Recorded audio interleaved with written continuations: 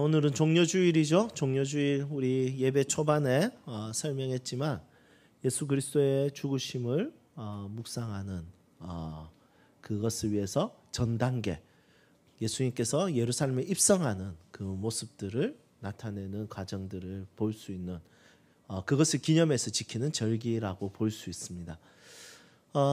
그 당시에 종려가지를 흔들었던 이유는 보통 그 종려가지를 흔든다는 것은 전쟁에 나가서 승리한 장군들이 들어올 때 흔들든지 아니면 왕이 입성할 때 흔듭니다. 흔들면서 외친 말이 뭐냐? 호산나입니다. 호산나 뜻 혹시 아세요? 뭘까요? 왕이 나셨다. 뭐 그럴 수도 있습니다. 예, 호산나 뜻은 구원하시다 이런 뜻입니다. 구원하다, 구원해달라 이런 뜻이죠. 그래서 이 종려가지를 흔들면서 로마로부터의 구원을 이야기했죠. 그런데 예수님께서는 로마로부터의 구원이 아니라 온 인류와 전 세계에 대한 영적 구원, 인생에 대한 구원, 여기에 대한 것에 대해서 예수님은 입성하셨습니다. 오늘 이사야 40장에서 55장에는 4개의 하나님의 종에 대한 예언이 있어요. 이 4개의 예언이 있는데 이게 다 노래 형식으로 기록이 되었습니다. 노래 형식으로. 그런데 이제 오늘 본문 말씀인 53장은 이 4개의 예언 중에 마지막 예언입니다. 그러면 이 마지막 노래가 뭐냐면 고난당하는 하나님의 종에 대한 예언이고 노래입니다. 그래서 53장은 이 메시아가 나오는데 이 메시아 특징이 뭐냐면 고난을 당해요. 근데 그 고난이 진짜 너무 아픈 고난이고 진짜 강해요. 비유를 설명해도 도살장에 끌려가는 양 이런 비유를 설명하죠. 그런데 이 유대인들은 이 이사야 53장 말씀을 별로 좋아하지 않습니다. 왜냐하면 메시아는 고난 당하면 안 되거든요. 메시아는 카리스마 있어야 되거든요. 그래서 이 53장 말씀을 해석할 줄 모릅니다. 그래서 에디오피아 내시도 이 이사야 53장을 읽으면서 무슨 말이지? 이렇게 하다가 이걸 누가 설명해 주냐면 빌립 집사님이 이 말씀을 설명해 줍니다. 이분이 바로 예수님이다. 십자가에 못 박히신. 그래서 이 에디오피아 내시가 그 자리에서 예수님을 영접하고 세례를 받습니다. 사실은 세상의 관점에서는 이 말씀은 메시아에 대한 예언이 될 수 없는 내용이죠. 너무 나약해 빠진 그런 모습들이라는 거죠. 특히 오늘 본문 말씀에서 7절에서 9절은 더 나약해 보입니다. 십자가에서 고난과 죽음을 당하실 때 예수님의 태도와 모습에 대해서 기록하고 있죠. 그분의 모습은 어떤 모습입니까? 침묵하고 저항하지 않는 무저항의 모습입니다. 이유 없이 누군가 나를 공격했을 때 그 사람에게 저항하고 싸우고 그 사람을 이렇게 피해를 입히는 것을 우리는 법정 용어로 뭐라고 하냐면 정당방위라고 합니다. 그런데 예수님은 죄가 없었죠. 혐의가 없었어요. 그런데 예수님은 채찍 맞고 침 맞고 뺨 맞고 십자가에 못 박혀서 그 고통과 아픔을 당하실 때 예수님 저항하지 않았습니다. 사실은 예수님께서 법적 용어인 정당방위를 일으켜서 내가 뭐 잘못했다고 하면서 그들을 만약에 싹 쓸어버렸다면 예수님은 정당방위로 인정을 받으셨을 것입니다. 하지만 예수님은 침묵하셨고 저항하지 않으셨고 채찍으로 때리면 맞으셨고 뺨을 때리면 뺨을 맞으셨고 못으로 박으면 못에 박히셨고 그리고 저항하지 않은 상태로 그대로 그 모든 십자가의 형벌을 다 경험하셨습니다. 자, 질문 드리겠습니다. 예수님은 왜 침묵하셨을까요? 예수님은 왜 저항하지 않으셨을까요? 하나님이신 예수님이 능력을 나타내셨다면 그 고난을 충분히 피하셨을 것이고 불의한 그들을 싹 쓸어버렸을 것인데 예수님은 침묵하셨고 저항하지 않으셨습니다. 왜 그러셨을까요? 톨스토이의 나의 종교라는 책이 있어요. 한번 혹시 읽어보신 분 계실까요? 그 책을 읽어보면 그 책에 이 톨스토이가 산상수훈을 통해서 자신의 믿고 있는 기독교에 대해서 굉장한 자부심을 가지고 자랑합니다. 어떤 내용을 자랑하냐면 산상수훈을 통해서 무저항에 대한 자랑을 합니다. 그런데 뭐에 대한 무저항이냐면 악에 대한 무저항이에요. 오른뺨을 맞으면 왼뺨을 돌려대라. 무저항이죠. 내 뺨을 때렸을까? 악이에요. 그런데 그 악에 대한 무저항을 이렇게 주장하면서 내가 믿는 기독교는 대단하다 이렇게 이야기해요. 그런데 이 책을 읽은 사람이 누구냐면 마하트마 간디입니다. 와, 기독교 정말 멋지네. 이 책을 읽고 감명을 받고 이 마하트마 간디가 무저항은 그래도 너무 소극적이다. 그렇게 해서 비폭력 저항 운동으로 영국으로부터의 인도의 독립을 이룹니다. 여러분 이걸 잘 생각해 보세요. 한번. 침묵은 무서운 무기죠. 우리 싸울 때도 제일 무서운 사람이 누구냐면 침묵하는 사람. 우리 부부 싸움, 우리 부부들은 다 알겠지만 그냥 남편이 항상 뭐 잘못하잖아요. 이렇게 보통 잘못은 남편이 합니다. 네. 그래서 아내가 봤을 때 진짜 남편 같아요. 그 남편 잘못했을 때 아내가 그냥 그걸 그대로 그냥 뭐라 하면 되는데 침묵하거든요. 그러면 좀 어렵습니다. 그래 우리 좀 대화로 풀자 이러면 됐다 나중에 이야기하자 이러면 진짜 너무 마음이 무겁습니다. 그날 밥에 독이 타져 있을까 봐 두렵기도 하고 뭐 그렇습니다. 사실 부부 관계에서 제일 무서운 것은 뭐냐면 침묵입니다.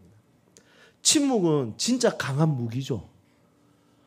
간디는 그것을 알고 이 침묵 비폭력 저항 운동을 가지고 한 나라에서의 한 나라를 해방시키는데 큰 공헌을 합니다. 자, 그렇다면 예수님은 왜 침묵하셨을까요? 왜 저항하지 않으셨을까요? 톨스토이의 주장대로, 마하트마 간디의 주장대로 진짜 저항하기 위한 무저항이었을까요? 이기기 위한 무저항이었을까요?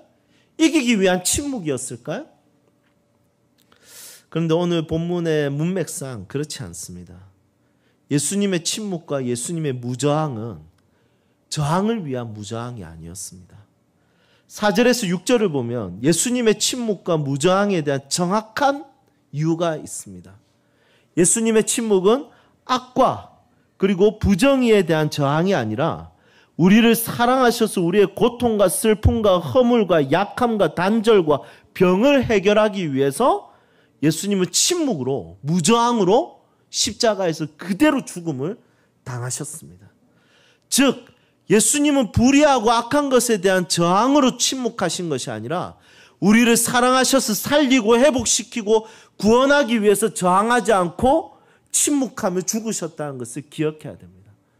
오히려 예수님은 십자가의 사건 이전에는 악에 대해서 저항하셨어요. 독사의 자식들아 저항하셨어요. 너희들 이거 잘못됐어 저항하셨어요. 성전의 부패함 때문에 책상을 뒤집으셨어요. 저항하셨어요. 예수님은 저항할 때 확실하게 저항하시는 분이십니다. 의분을 나타낼 때 확실하게 의분을 나타내셨습니다. 그런데 십자가의 사건에 있어서는 분명히 불의해요. 악해요. 예수님은 그것을 당할 이유가 전혀 없으신 분이에요. 그런데 그대로 잔인한 폭력성을 가지고 끔찍하게 예수님을 죽게 합니다. 이것에 대해서 예수님이 무저항하셨던 이유는 저항을 위한 게 아니라 진짜 단순하고 진짜 간단한 우리가 너무 잘 아는 나와 우리를 사랑하시기 때문입니다. 본문 말씀에서 예수님의 침묵과 무저항을 이렇게 비유합니다. 도살장에 끌려가는 양에 비유합니다. 요즘에는 양을 도축하는 기계가 있지 않습니까? 그래서 그 기계에 양을 넣으면 잘 도축이 되어서 그리고 고기가 되어서 판매할 수 있도록 이렇게 도축이 됩니다. 그런데 과거에는 이런 도축 기계가 없었습니다. 그래서 이 도축하는 자가 직접 목을 따고 그리고 그것을 각을 뜨고 했었습니다. 그런데 이 양을 도축해 본 사람들은 진짜 모두가 한 목소리로 이야기합니다. 뭐라고 이야기하냐면 양은 저항하지 않습니다. 막 피를 막 혹시 궁금하신 분들 유튜브에 대속죄일 아니면 속죄일 유대인 제사 이렇게 딱 치면 그 유대인들이 도축하는 장면이 나옵니다. 그러면 누가 하냐면 제사장이 안 하잖아요. 아버지들이 다 나와가지고 자녀들이 보는 데서 양의 목을 딱 땁니다. 그럼 피를 콸콸 쏟는데 양은 가만히 있습니다. 그 피를 쏟으니까 고통이 있지 않습니까? 그래서 그런데 살기 위해서 안 죽기 위해서 막 발부둥 치고 이런 건 없습니다. 고통 때문에 꿈틀꿈틀거리는 거죠. 그래서 양을 도축해 본 사람들은 굉장히 신기합니다. 한 목소리로 양은 저항하지 않는다 이렇게 이야기합니다. 그런데 예수님의 죽음에 대해서 이렇게 설명합니다. 예수님도 도살장에 끌려가는 양처럼 저항하지 않고 침묵하고 죽으셨다는 것입니다. 여러분 이 땅에 많은 사람들은 이 예수님의 이 무저항적인 침묵적인 이 십자가의 사건을 어떻게 표현하냐면 무저항으로 저항했다 이렇게 이야기합니다. 침묵으로 저항했다 이렇게 이야기합니다. 그런데 상황에 따라서 그렇게 해석해도 됩니다. 네. 그것이 필요할 때가 있습니다. 그렇게 해석이. 저항이 필요할 때가 있죠. 그 저항의 방법 중에 하나가 침묵으로 사용할 수도 있습니다. 무저항으로 사용할 수도 있습니다. 하지만 예수님의 십자가의 사건을 그것으로만 이야기한다면 예수님의 십자가의 사건을 하향시키는 것입니다. 끌어당기는 것입니다. 예수님의 십자가의 사랑은 저항을 위한 것이 아니라 진짜 침묵하신 것입니다. 사랑하셔서 살리기 위해서 침묵하신 것입니다. 예수님은 이기기 위해서 침묵하신 것이 아니라 사랑하기 위해서 침묵하셨습니다. 그래서 사랑의 시간은 사랑의 길이는 침묵의 시간과 침묵의 길이로 나타납니다. 이것은 성격의 문제가 아닙니다. 나는 성격이 급해서 한번 왁 하고 뒤끝이 없어. 여러분 성격의 문제가 아닙니다. 사랑의 문제입니다. 여러분들의 침묵의 길이는 어떻습니까? 짧죠? 이해합니다. 왜냐하면 우리 사랑의 수준이 겨우 그 정도이기 때문입니다. 저도 마찬가지입니다. 사랑이 없는 자입니다. 자주 깨닫습니다. 화낼 만한 일이 있으면 화냅니다. 짜증낼 만한 일이 있으면 짜증냅니다. 저항 정도가 아니라 공격형 그리스도입니다. 여러분 우리의 이런 모습에 대해서 예수님은 정확한 사랑이 무엇인지 보여주기 위해서 예수님은 침묵과 무저항으로 우리에게 완벽한 사랑을 보여주셨습니다. 그분의 사랑은 우리가 가진 사랑과 너무 달라서 그분의 사랑이 정말 크고 위대하게 여겨집니다. 사랑하는 여러분, 오늘 말씀을 잘 이해할 수 있기를 소망합니다. 십자가의 사건의 무저항과 침묵은 저항을 위한 것이 아니라 진짜 우리를 사랑하고 살리기 위해서였다는 것을 기억해야 됩니다. 이 예언은 약 700년 전에 이사야를 통해서 예언이 되었습니다. 그리고 700년이 지나서 베들레헴에서 태어나고 나사렛에서 자란 예수님을 통해서 이루어집니다. 우리는 뜬금없이 갑자기 십자가에서 죽은 예수님을 믿는 것이 아니라 700년 전에 예언이 되었고 700년 후에 이것이 이루어진 것, 이 간극의 차이, 시대를 뛰어넘어서 예언하고 성취된 이 말씀을 믿죠. 그리고 이 말씀을 통해서 무엇을 발견하냐면 사랑을 발견하는 거예요. 예수님이 우리를 얼마나 사랑하시고 우리를 얼마나 소중하게 여기시는지 보게 되는 것입니다. 자, 그렇다면 이 십자가의 사랑은 우리에게 하나의 창의 역할을 합니다. 그리고 우리에게 안경의 역할을 합니다. 세상을 새롭게 보게 하는 창과 안경의 역할을 하거든요. 그러면 이 은혜의 창과 안경은 우리로 하여금 세상을 어떻게 보게 할까요? 두 가지를 보게 하는데 첫 번째 뭘 보게 하냐면 세상의 폭력성을 보게 합니다. 세상의 폭력성에 대한 인정입니다. 예수님은 진짜 의로운 분이시잖아요. 가장 의로운 분, 가장 사랑이 많으신 분에게 사람들은 폭력성을 나타냈습니다. 창으로 찌르고 뺨을 때리고 채찍으로 때리고 십자가에 못 박고 피를 흘리게 했습니다. 폭력성이 극대화된 거죠. 여러분, 그 폭력성은 그 시대에 끝났을까요? 2000년이 지난 지금도 여전히 있습니다. 우리가 살아가는 모든 영역에 인간이 있는 곳에 다 폭력성이 있습니다. 가정의 부모가 자녀에 대해서 폭력성이 있습니다. 자녀는 부모에 대해서 폭력성이 있습니다. 남편은 아내에 대해서 폭력성이 있고 아내는 남편에 대한 폭력성이 있습니다. 에덴 동산에 아담이 선악과를 먹은 이후에 바로 나타난 것이 뭐냐면 폭력성입니다. 이 여자가 선악과를 줬어요. 먹으라 했어요. 여러분, 폭력성이죠. 지가 먹어놓고 말 맞아야 돼요. 여러분, 그리고 바로 그 아들들이 폭력성을 나타내요. 자신의 사랑하는 동생이, 하나님이 다시 자신의 사랑하는 동생의 예배를 받으셨고 자기의 예배를 안 받으셨다고 돌로 쳐 죽입니다. 바로 나타난 것이 폭력성입니다. 여러분, 폭력성이 가득합니다. 지금 서울, 부산 보궐선거가 다고 댓글 보십시오. 와, 징그럽습니다. 진짜 여러분, 너무 징그러워. 정당 지지자들의 폭력적인 글들과 댓글 너무 무섭습니다. 다 거기서 거기. 진짜 징그러워요. 예수님의 십자가의 사건을 통해서 이 시대를 보면 폭력적인 모습들이 너무 많이 보여요. 여러분, 교회 안에는 폭력적인 모습이 없을까요? 왜 없겠어요? 인간들이 모인 곳인데. 너무 폭력적이에요, 교회도. 서로의 관계 속에서 폭력적인 모습이 순간순간마다 일어납니다. 여러분, 이런 모습들에 있어서 인정하게 됩니다. 그렇지, 원래 세상이 이렇지. 그렇지, 원래 세상은 죄로 인해서 폭력적이지. 그렇지, 이것이 세상의 한계지. 이게 전부야. 이렇게 생각하게 됩니다.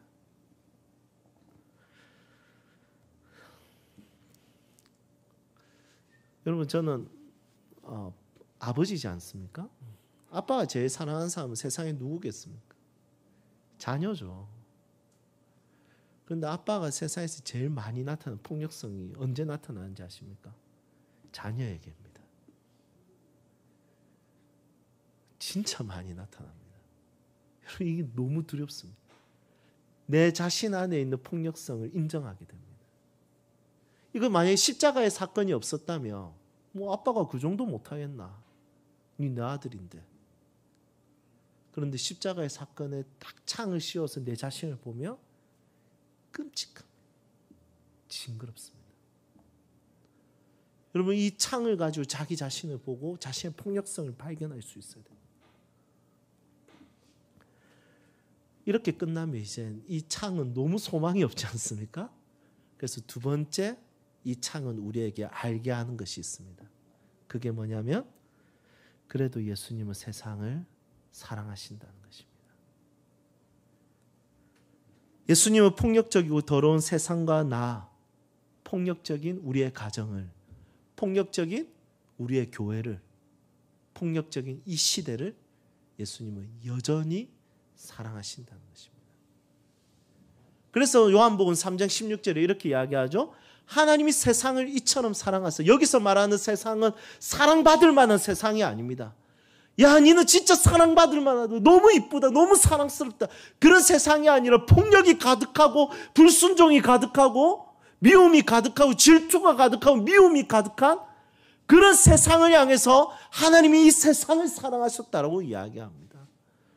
여러분, 예수님이 사랑하신 세상은 창을 뒤에 놔둔 것이 아니라 창을 꺼내서 그 예수님을 향하던 세상입니다. 칼을 든 세상입니다. 예수님을 향해서 못을 박는 세상입니다. 그 세상을 예수님은 사랑하게 됩니다.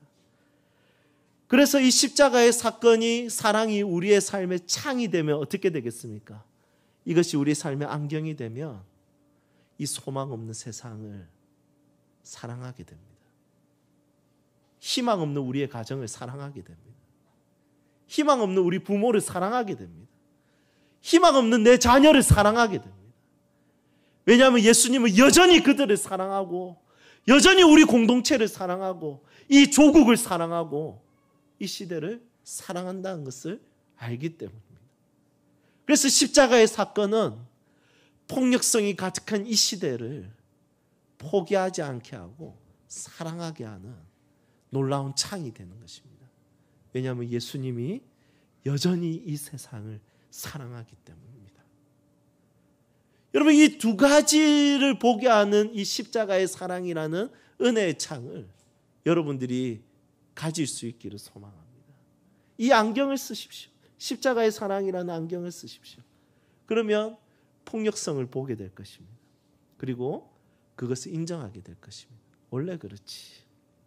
하지만 그게 염세적이거나 해주의적으로 빠지지 않습니다. 왜냐하면 여전히 그 세상을 사랑하시는 예수 그리스도를 알기 때문입니다. 여러분, 여러분들의 공동체를 포기하지 않기를 축복합니다. 여러분들의 가정을 포기하지 않기를 축복합니다. 여러분들 자신을, 정말 부패와 타락과 폭력성이 가득한 나를 끝까지 사랑하시는 예수 그리스도로 말미암아 자신을 포기하지 않기를 축복합니다. 이제 말씀을 정리하겠습니다. 테라포밍이라는 말을 혹시 아십니까? 이 테라포밍은 테라와 포밍의 합성어입니다. 테라는 라틴어, 영어로도 있지만 라틴어로는 지구라는 뜻입니다. 그러니까 포밍은 뭡니까? 형성, 이런 뜻입니다. 지구를 형성한다, 이런 뜻이거든요.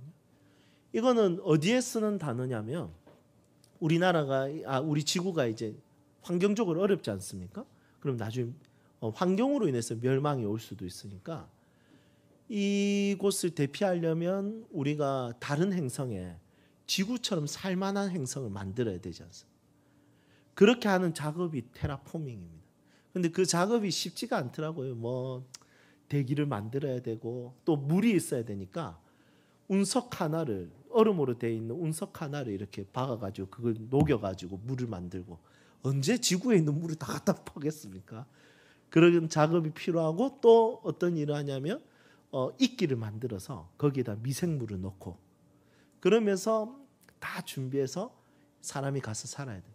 칼 세이건도 1960년도에 이런 논문에 이런 테라포밍에 대한 기록을 했어요. 이런 테라포밍하면 그 땅이 지구화가 되겠죠? 그리고 인간이 살게 됩니다. 인간이 사는 순간 그 새로운 땅도, 새로운 행성도 폭력성이 있는 행성이 될 겁니다. 왜냐하면 인간이 살기 때문에. 문제 있는 행성이 될 겁니다. 아픔이 있는 행성이 될 겁니다. 고통이 가득한 행성이 될 겁니다. 하지만 그 행성도 예수님이 사랑하는 행성이 될 겁니다.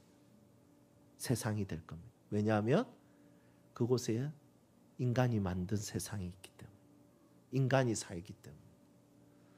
여러분, 이 두 가지 창은 새롭게 테라포밍이 된다면 그 행성에도 적용되듯이 여러분들의 삶의 모든 영역에 적용될 수 있습니다. 원래 세상은 그렇습니다. 그리고 그 세상을 예수님은 포기하지 않으셨습니다. 여러분들의 남편 때문에 좀 놀랐습니까? 원래 그렇습니다. 하지만 예수님 그 남편 사랑하십니다. 다행히도 여기에 남편 이야기할 사람들이 그렇게 많은 편은 아닙니다. 여러분들의 아내가 그렇습니까? 놀라지 마십시오. 원래 그렇습니다. 여러분들의 자녀를 순간순간 볼 때마다 깜짝깜짝 놀라죠? 놀라지 마십시오. 원래 그렇습니다. 부모인 내 자신 볼 때 원래 그래요. 여러분들의 그 친구 원래 그런 사람이었어요. 그런데 예수님이 여전히 사랑하는 자들이었습니다. 내 자신 원래 그런 사람이었습니다. 그런데 예수님이 사랑하는 자였습니다. 두 가지, 이 십자가의 사건이 우리가 세상을 보게 하는 놀라운 안경이 되게 되는, 볼 수 있는 두 가지 메시지. 하나는 세상은 원래 폭력적이다. 원래 소망이 없다. 두 번째는 예수님은 여전히 사랑하신다. 이것으로 이 땅을 해석했으면 좋겠습니다. 아멘입니까? 함께 찬양합시다.